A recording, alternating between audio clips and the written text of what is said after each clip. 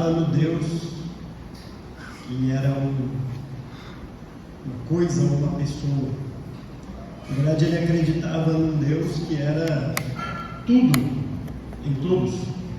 E John Lennon disse nessa entrevista que Jesus, Buda, Maomé, são tudo a mesma coisa. O problema foi as traduções que ocorreram durante a história, que acabaram desvirtuando. Isso é mais ou menos o que as pessoas pensam hoje em dia de como você se relaciona com Deus. Parece que muito mais do que algo objetivo, algo que Deus se revela e ordena como nós nos relacionemos com Ele, a ideia é muito mais de uma boa intenção, talvez de algo que dependa mais daquela palavra que é tão famosa hoje, né, do desenvolvimento da sua espiritualidade, independente qual linha você vai seguir. O que importa é que todo mundo está buscando uma mesma espiritualidade e se achegando de alguma maneira a Deus, independente da maneira em que chega. E de fato isso parece que é a grande ideia do mundo pós-moderno em que nós vivemos. Não importa muito os dogmas, não importa muito as crenças, não importa muito aquelas ideias fixas reveladas pela palavra de Deus. O que importa mais é aquela boa intenção do coração. Só que a Bíblia vai nos mostrar que para nos relacionarmos corretamente com o nosso Deus, para cantarmos corretamente a Ele, para adorá-lo de maneira correta, é necessária a própria palavra como uma revelação objetiva da vontade de Deus para as nossas vidas. De modo que sem a palavra de Deus é impossível que nós o adoremos, cantemos e nos relacionemos com Ele da maneira correta. E é isso que nós aprenderemos na nossa série que estamos iniciando hoje sobre o Salmo 119. A primeira mensagem, a mensagem de semana que vem, vai ser de fato os primeiros versículos ali, os 8 primeiros versículos do Salmo. A mensagem de hoje é para dar uma grande introdução, uma introdução aos Salmos como um todo, mesmo porque o livro do Salmo 119 está contido numa série de salmos, chamada na nossa Bíblia de Saltério ou Salmos, ou como os judeus chamavam, o Sefer Tehillim, o livro dos louvores, aquele conjunto de livros, aquele conjunto de poemas, de cânticos, que serviam para tudo na vida de um judeu. Servia para demonstrar a sua alegria, servia para demonstrar a sua tristeza, servia para demonstrar o seu lamento, os seus questionamentos diante de Deus, servia para serem cantados nas festas, serviam para ser cantados em coroação de reis, serviam por toda a vida. Há ali nos Salmos o resumo da vida cotidiana, das festas, dos rituais dos judeus, todos ali em forma de cânticos, de poemas, todos registrados ali. O que nos ensina muito que os salmos, ao menos, vão escancarando os momentos das nossas vidas. Talvez você já tenha passado por um momento de tristeza, de questionamentos e tenha encontrado no salmo um alento para a sua alma. Talvez você estivesse já passando por um momento de felicidade e encontrou nos salmos palavras para louvar e engrandecer a Deus. Talvez você já passou por questionamentos do tipo, por que o ímpio prospera tanto, enquanto com o justo parece que há sempre um tormento ali na vida dele. Talvez você tenha encontrado no Salmo de Asaf, que faz esse mesmo questionamento, a resposta para a sua indagação. Enfim, os salmos são como um espelho para a nossa alma. Na verdade, foi assim que João Calvino, na introdução do seu comentário ao livro de Salmos, descreve. Ele diz assim, abre aspas, estou habituado a encontrar nos Salmos como se fosse um espelho de toda a nossa alma. Calvino diz, não há um sentimento que nós possamos passar nessa vida que não encontre no Salmo um respaldo como no espelho. Fecha aspas. E isso de fato é o livro dos Salmos. Agora, o livro dos Salmos, por mais amplo que seja a sua autoria e a sua data, ele tem sim uma unidade, e eu queria mostrar para você isso de início e depois como o Salmo 119 se encaixa nisso tudo. Mas o livro dos Salmos tem talvez uma das composições mais amplas de todos os livros do Antigo Testamento. Temos lá o Salmo de Moisés, nós estamos falando ali da saída do povo do Egito, e temos salmos que têm a composição pós-exílica, ou seja, quando o povo volta do cativeiro babilônico. E isso dá uma amplitude mais ou menos de 1000 anos na história. São 1000 anos, isso chutando baixo, até um pouquinho mais, 1000 anos em que os salmos foram sendo compostos. Não bastasse isso, há salmos de Moisés, o Salmo de Moisés, o Cântico de Moisés, há salmos de Davi, de Salomão, há salmos de Asaf, há salmos da família de Corá, e há uma pancada de salmos que nós não sabemos a sua autoria, mas que estão também ali. Ou seja, há uma amplitude cronológica na composição dos salmos, mas há também uma amplitude de escritores. E, obviamente, diante disso, significa que estes salmos que foram escritos ao longo do tempo passaram por um certo período de edição. Sabe quando alguém junta um monte de artigo para lançar um livro, alguma coisa assim? Até alguns livros que você compra que é organizado por tal. E aí este organizado por tal, ou o editor-chefe, não quer dizer que ele é o autor de todos os capítulos do livro. Mas ele juntou vários autores que escreveram os capítulos e ele fez aquela composição final. Em algum momento, pós-exílico, houve esta composição final. Mas este editor, se é que foi um só, o trabalho de muitos que foram juntando, o fez de uma maneira que o Salmo tivesse uma mensagem unificada. Então engana-se quem imagina que o Salmo é só um compilado de um monte de cânticos, e você insere ele no livro e fala, está aqui, encontre o que você vai cantar agora, dependendo do momento que está passando. Não, há uma lógica na estrutura dos salmos. Por exemplo, abram lá comigo o Salmo 1. Os 2 primeiros salmos, que nas nossas Bíblias estão sem autoria, a autoria começa naqueles que têm autoria no Salmo 3, Salmo de Davi, e os salmos no começo são sempre de Davi. Os 2 primeiros salmos, eles não têm uma autoria em si, eles são salmos anônimos. O Novo Testamento vai citar o Salmo 2 como uma referência a Davi, mas era muito comum entre os judeus, qualquer citação dos salmos, falar que era de Davi. Na verdade, há um escrito da literatura judaica que dizia que assim como Moisés deu 5 livros da lei, Davi nos deu 5 livros dos louvores, desses cânticos. Mas claro, Davi não é o único autor dos salmos, mas Davi era o grande responsável pelaquela autoria, a autoridade dos salmos. Então quando você tem, já pegou um livro que tem um autor mais conhecido que os outros, aí o nome dele vem mais destaque, assim, porque vem demais. E os outros vêm embaixo, assim, com autores pequenininhos, porque ninguém conhece muito eles. É mais ou menos isso. É Davi e um monte de outra gente ali que escreveu os salmos. Então é assim que o judeu entendia. Então a gente não sabe se o Salmo 2 é de fato de Davi, ou se o Novo Testamento está usando com essa ideia de que os salmos foram um presente de Davi para o povo de Israel. Mas os 2 primeiros salmos servem como essa introdução. E olha que interessante como eles norteiam todo o nosso entendimento do que o Salmo se propõe a fazer. O Salmo 1, um Salmo bem conhecido, começa com uma expressão que guardem, é a mesma expressão que vai iniciar no Salmo 119, que nós veremos na semana que vem. Bem-aventurado ou feliz é o homem. Não é interessante como um livro de louvores, um livro de cânticos, por mais que tenha ali lamentações no meio, por mais que há cânticos de tristeza, cânticos de clamor, de pedidos a Deus, mas inicia com essa ideia de felicidade, porque os salmos foram escritos para transbordar um coração contente e feliz, da maneira correta. Há uma mentira que é propagada, uma grande falácia, e muitos crentes acabam seguindo isso, de que Deus deseja a sua felicidade a qualquer custo. Então as pessoas usam essa frase como desculpa para fazer qualquer tipo de pecado. Eu posso fazer o que eu quiser porque Deus quer que eu seja feliz.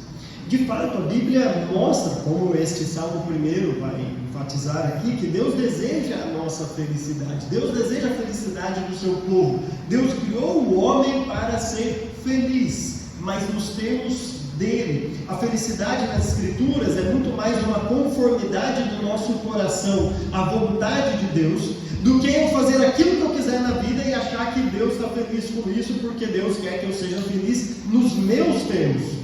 Então, o que Deus deseja para a gente é, ao lermos os Salmos, entender como um homem é feliz, como um homem é bem-aventurado. O primeiro Salmo vai mostrar claramente que existem duas maneiras de andar neste mundo. Existe aquele que tem prazer na lei do Senhor e aquele que está lá com os escarnecedores e tudo mais.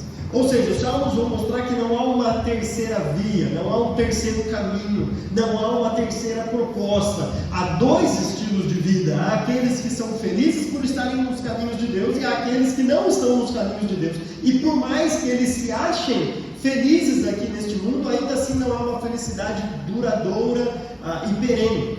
Obrigado. Mas é algo falso, justamente por estarem seguindo os seus próprios corações. Bom, sim, então a felicidade aqui no Salmo 1 significa essa conformidade no coração. A gente espera que seja exatamente essa mensagem da continuação da introdução dos Salmos, o Salmo 2. É interessante quando o Salmo 2 está falando de um rei que guerreia contra os reis, né? Os reis que estão lá se levantando contra este grande rei.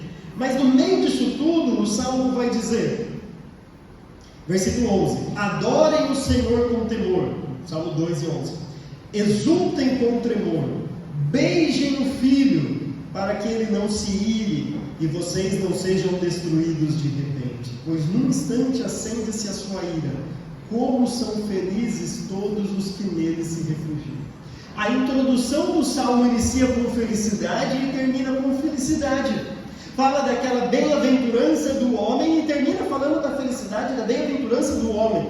Mas no meio de tudo isso está dizendo que a felicidade vai ser vista na vida de aquele que se submete a este Filho. Alguém que adora o Deus e beija o Filho. Obviamente, no contexto inicial, os leitores iniciais entendiam isso como uma submissão ao rei. E ser submisso ao rei de Israel significava ser submisso ao próprio Deus.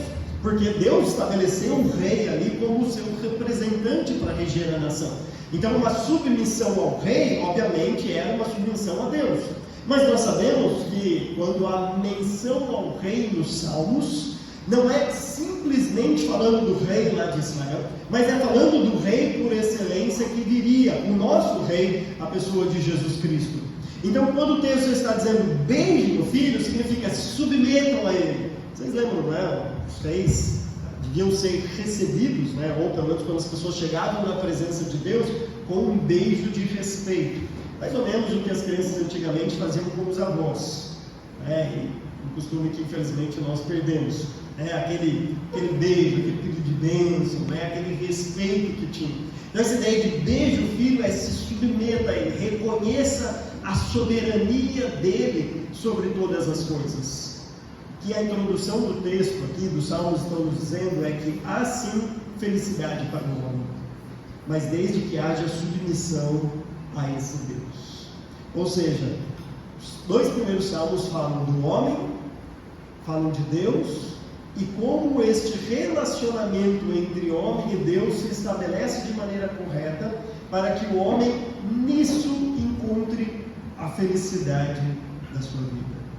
Interessante porque os Salmos vão falar sobre muitas coisas que são do nosso cotidiano. Quando acontece alguma coisa ruim, quando estamos passando dificuldade, quando temos alguns momentos alegres, e os Salmos não ignoram isso.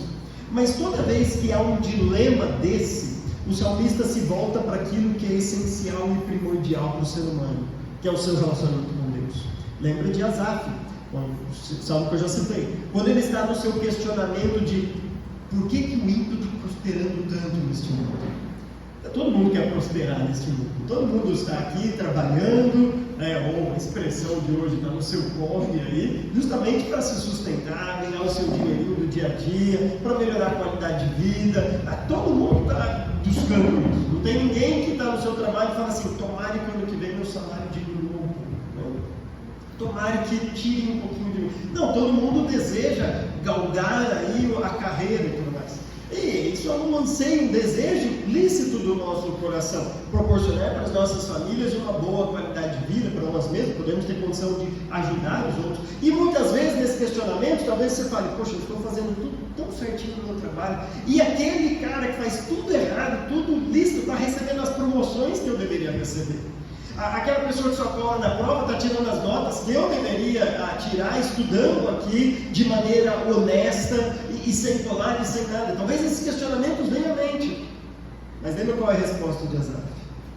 Quando eu entrei no santuário do Senhor e vi o destino dos ímpios, o coração dele se acalma. No fim das contas, mais dinheiro, uma nota boa, um bem pessoal, qualquer outra coisa disso, uma férias a mais, umas férias a menos, viagem aqui e ali, todas essas coisas são tão fúteis comparado ao destino eterno das nossas almas.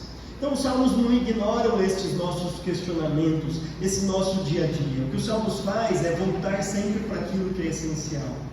Quem é o homem, quem é Deus e como o homem se relaciona corretamente com Deus. E nisso há a felicidade.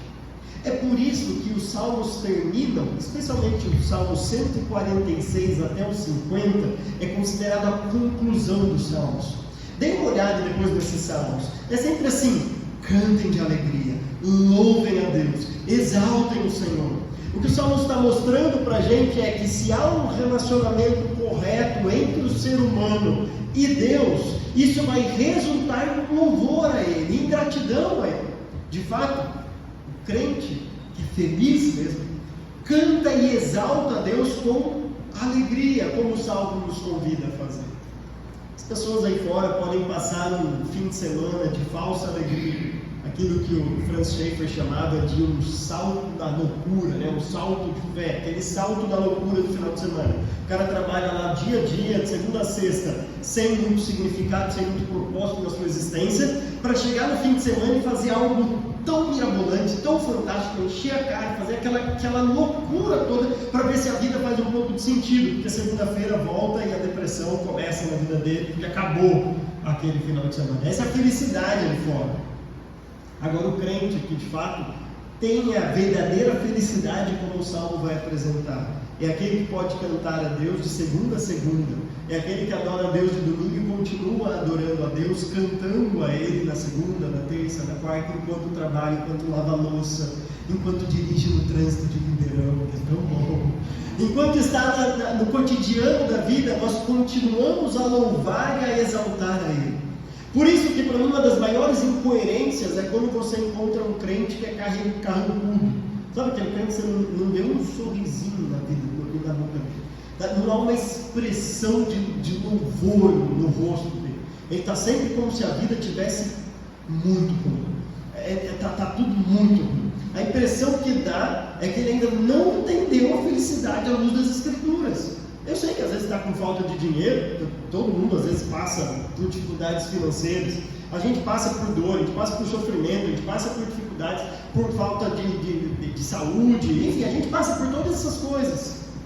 Mas o crente é aquele que mesmo diante de tudo isso, louva e glorifica a Deus, porque entende quem Deus é e quem Ele é e como Ele se relaciona corretamente com o seu Deus. E é aí que entra o nosso salmo. O salmo que nós estudaremos. Não é interessante que no meio de um livro com 150 salmos, exista um que inclusive é motivo de piada pelo seu tamanho? Você já viu os salmos? Os salmos são sempre assim, 10 versículos, 20 versículos, talvez aqueles grandes 30 versículos. Os salmos são mais ou menos compostos assim. O Salmo 117 são 2 versículos ali. Os Salmos têm mais ou menos essa média, mas aí chega o Salmo 119 e ele tem 176 versículos. Eu tinha um amigo meu que faleceu no ano passado, ele tinha 3 filhas, ele falava assim: aqueles que quiserem casar com a minha filha, tem que vir, primeira coisa é trazer o Salmo 119 decorado. É uma boa estratégia, né? Vocês acham? Interessante, né? Então, assim, virou até um motivo de piada entre os crentes, né? Poxa, vai, o Salmo 119, pelo tamanho dele. Mas o tamanho dele é proporcional à sua importância dentro dessa lógica dos Salmos.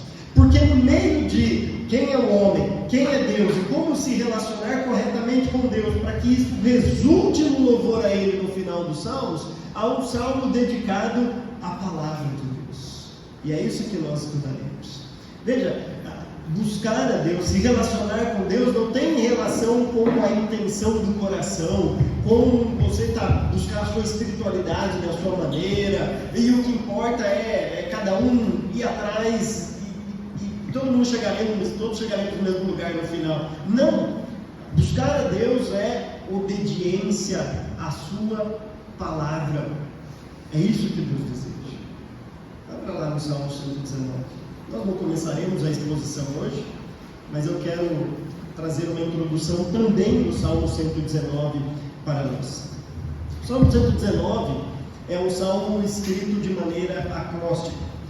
Isso significa que no alfabeto hebraico tem 22 letras, e cada 8 versículos no original, os 8 versículos primeiros iniciam com a letra Aleph, que seria o A. Agora você pode falar do hebraico. Os 8 próximos versículos iniciam com a letra Beit. Os outros 8 próximos com Gimel, Dalet, Rei, por aí vai. As 22 letras do alfabeto hebraico. Isso significa para a gente que o autor aqui está escrevendo como se ele estivesse dizendo assim, a importância, o todo, a completude do que significa a revelação de Deus.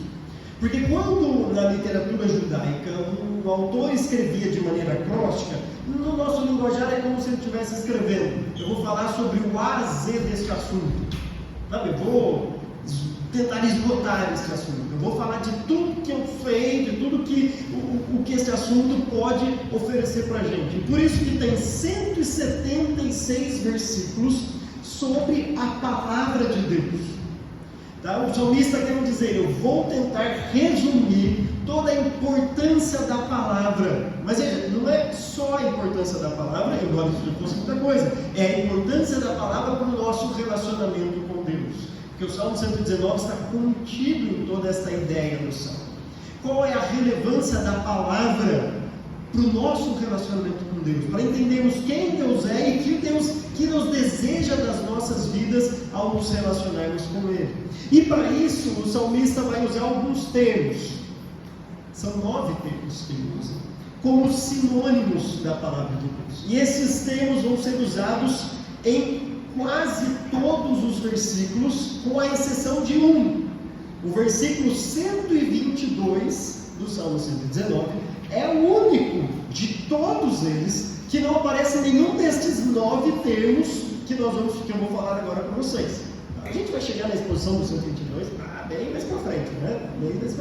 Mas é o único.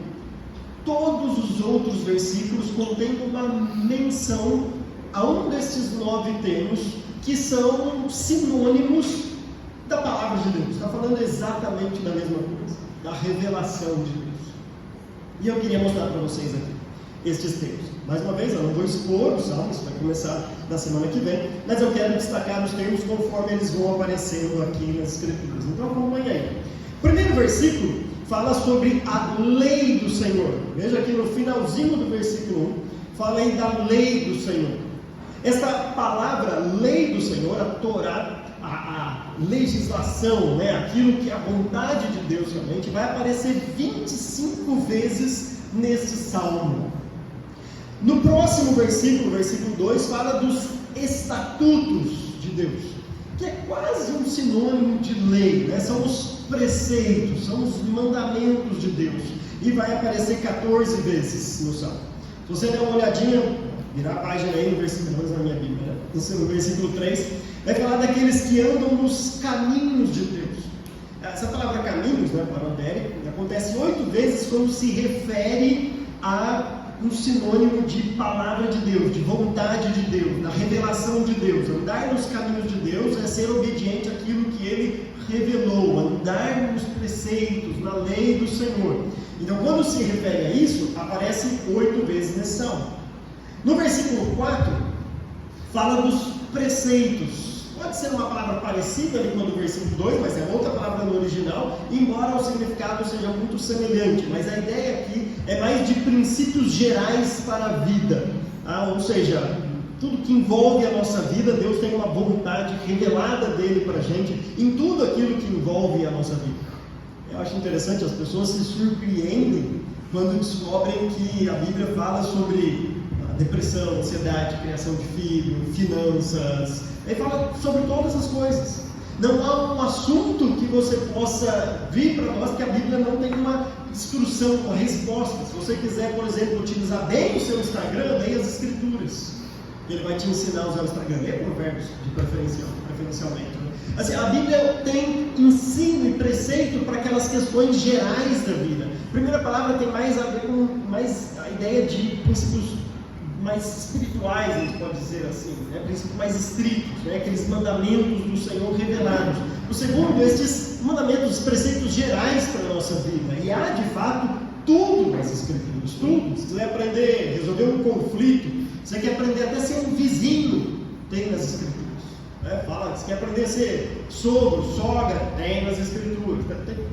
Tudo existe na Bíblia. Tá? Para ser uma boa sogra, é só a Bíblia mesmo para dizer. Só a Bíblia para mostrar. E a boa atuação do Espírito Santo na vida de alguém, né? Acho que o pessoal aí não vai ouvir para essa mensagem. Essa palavra preceito acontece 21 vezes, assim como no versículo 5, os decretos de Deus. Né? A minha versão fala obediência aos teus decretos, também acontece 21 vezes no Salmo. E essa ideia de um decreto é para mostrar que a vontade de Deus não é algo volútil, não é algo assim que muda, não é algo muito flexível, é o decreto de Deus. A vontade dele é a mesma. É muito interessante quando a gente olha para os 10 mandamentos, para dizer para a gente não dar falso testemunho, a gente vai até o Novo Testamento e continua dizendo para a gente não mentir uns aos outros. Assim, a vontade de Deus é a mesma. Deus não muda como os nossos juízes aí, dependendo do caso, interpretam a lei de uma maneira ou de outra. Para um a punição é grande, para outra a punição é branda, independente se é amiguinho ou não. A lei é a mesma de Deus, os decretos são os mesmos, a vontade dele revelada é a mesma para as nossas vidas. E é isso que essa palavra vai dizer, ela também acontece 20 vezes. O versículo 6 fala dos mandamentos. Também é um sinônimo de toda esta revelação, acontece 22 vezes. No versículo 7 acontece a palavra ordenanças, que aparece 23 vezes no Salmo. No versículo 9 aparece uma palavra muito genérica, né? A palavra, que acontece 23 vezes, a ideia mesmo da palavra, né? Aquilo que sai da boca de Deus, a revelação de Deus. No versículo 11 aparece outra vez a palavra, o termo palavra, mas é uma outra, a ideia de palavra de uma promessa, tá? Que acontece 19 vezes. A primeira é o sentido de palavra no sentido mais genérico, a segunda é para mostrar para a gente que toda palavra que sai da boca de Deus é algo que a gente pode confiar, é uma promessa. Então é um termo que é usado, é um termo em hebraico para dizer assim, a palavra que sai é uma palavra confiável, uma promessa de Deus. O que Deus fala, Ele cumpre e você pode ter certeza disso. Somando tudo isso, se a gente soma essas 9 palavras, e as vezes que ela aparece neste salmo, nós temos 176 vezes que essas palavras aparecem, em 176 versículos do salmo, com exceção do salmo 122, mas ele repetiu um termo aí em algum momento para dar exatamente, né? Isso mostra para a gente que o grande assunto deste salmo está escancarado diante de nós. O salmista está escrevendo sobre a palavra, a lei, as ordenanças, os preceitos, as promessas de Deus. E tudo isso é sinônimo da grande revelação de Deus para nós. Agora, irmãos, guardem isso. Isso é exclusividade do cristianismo.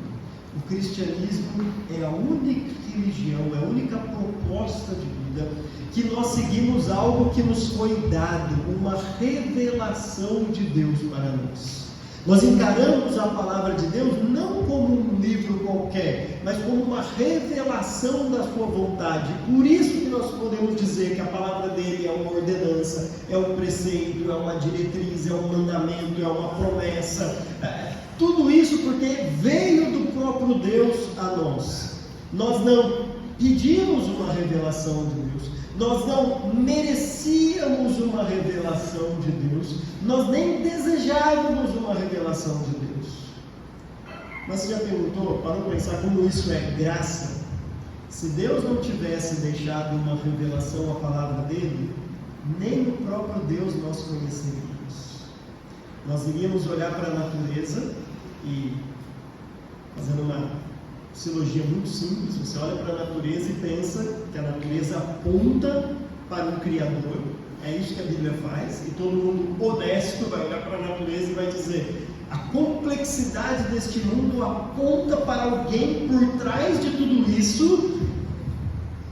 Mas quem é esse alguém? Quem que está por trás de tudo isso? A gente vai ficar toda a vida olhando para a natureza, buscando conhecer alguém que criou, que está por trás da complexidade deste mundo, e nunca conseguiríamos encontrar.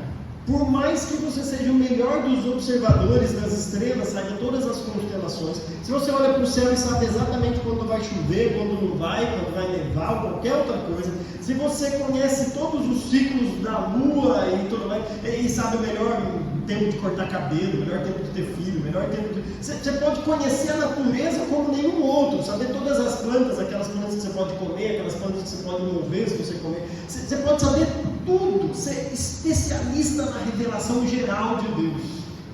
Mesmo assim, a gente nunca ia saber quem é que estava por trás de tudo isso. Nós só sabemos quem está por trás porque um dia Deus decidiu deixar uma palavra para a gente. O que o salmista então aqui está mostrando é que existe Deus, existe o homem, Salmo 1 e Salmo 2. Deus, que é o rei, quer que o homem, Salmo 1, seja feliz e termine a sua vida, termine a sua jornada, durante essa jornada também, louvando, exaltando a Ele, cantando, prestando a Ele adoração. E no meio disso tudo, o Salmo 119 vem para mostrar que isso só é possível quando nós nos submetemos à palavra de Deus. Nós não há outra maneira, não há outro jeito. O único modo de nos relacionarmos com Deus, o único modo de cantarmos a Deus de maneira correta, de adorarmos a Ele, de nos relacionarmos com Ele da maneira correta, é por meio da palavra de Deus. E é por isso que nós vamos expor o Salmo 119 nesta série. Nós queremos, como igreja, aprender cada dia mais a nos relacionar com Deus. Nós não queremos ser, espero que você não queira ser também, daqueles que são bem intencionados, mas que estão longe da vontade revelada de Deus. Há pessoas que fazem atrocidades no culto a Deus, fazem coisas que envergonham qualquer pessoa que entrar ali. Eu tinha até levado visita em alguns cultos, tamanha coisa que fazem ali, porque não dão a mínima para o que Deus revelou nas Escrituras. Há crente vivendo de tudo quanto é jeito aí, há crente que se diz um monte de coisa e crente, porque não sabe o que Deus revelou nas Escrituras. Há crente levando o casamento de maneira banal, há crente tratando o cachorro melhor do que criança, achando que é melhor ter cachorro do que filho, há crente com ideologias diversas aí, achando que pode crer em qualquer coisa, seguir qualquer ideia humanista e ainda ser crente. Há crente com bagunça na sua mente, achando que o que importa é que ele diz se relacionar com Deus. O próprio Jesus Cristo fala que quando eu chegar lá no fim, muitos vão dizer: Senhor, Senhor, em teu nome nós expulsamos demônios. Veja, quem expulsa demônio tem que ter um pouco de boa intenção no relacionamento com Deus. Deus vai dizer: aparte de mim porque eu não conheço. Para se relacionar com Deus é necessário conhecer o Deus da palavra. E é isso que nós vamos fazer nessa série. Por isso eu quero desafiar a você. Quero lançar alguns desafios. O primeiro desafio, óbvio, é você ler o Salmo 119 durante a série. Isso é o mínimo que você pode fazer. Venha com os 8 primeiros versículos lidos na próxima pregação. É o mínimo. Anote ali. Toda vez que aparecer essas palavras, sinônimos da palavra de Deus, anote. Estude realmente a palavra de Deus. Venha preparado para as pregações para entender o que é a palavra de Deus, o benefício que ela nos traz para o nosso relacionamento com Deus. Mas eu queria lançar um desafio um pouco maior. Expanda isso para os Salmos e leia os Salmos durante essa série. A nossa série vai até o segundo domingo de setembro, se nada de imprevisto acontecer, se não decidirem reformar a igreja mais uma vez, se descontratar e tudo mais, né? Vai até o segundo sábado. Coloque isso como meta. Eu vou ler os Salmos, mas ler assim entendendo, olha, esse Salmo é um Salmo de lamento. E eu vou anotar quando eu estiver triste, porque eu quero me relacionar com Deus dessa maneira. Eu quero derramar o meu coração diante de Deus dessa maneira. Esse salmo é um salmo que eu aprendo mais sobre quem é o Rei, quem é Jesus Cristo. É um salmo didático, eu vou anotar aqui e quando eu quiser aprender mais eu vou ler. Esse salmo é um salmo de louvor a Deus. Quando eu estiver feliz, eu quero louvar com estas palavras. Então, anote isso para que os salmos sejam aquilo que nós expressamos diante de Deus realmente. E o terceiro desafio que eu quero dar, que a gente vai somando um ao outro, né? Decore algum salmo durante a semana. Você já memorizou algum salmo na sua vida? Se for o Salmo 119, seria esse. O Salmo 117 não basta, dois versículos. Mas decore um salmo. Se for o Salmo 117, não tem problema. Mas você vai ver como, quando nós oramos, quando nós cantamos e temos os salmos gravados em nossa mente e no coração, nós pesamos mais as nossas palavras, nós filtramos mais as expressões que nós vamos usar, porque nós temos a própria palavra inspirada, gravada na nossa mente e no nosso coração. Então leia o Salmo 119, leia os salmos de maneira intencional realmente, e decore algum salmo.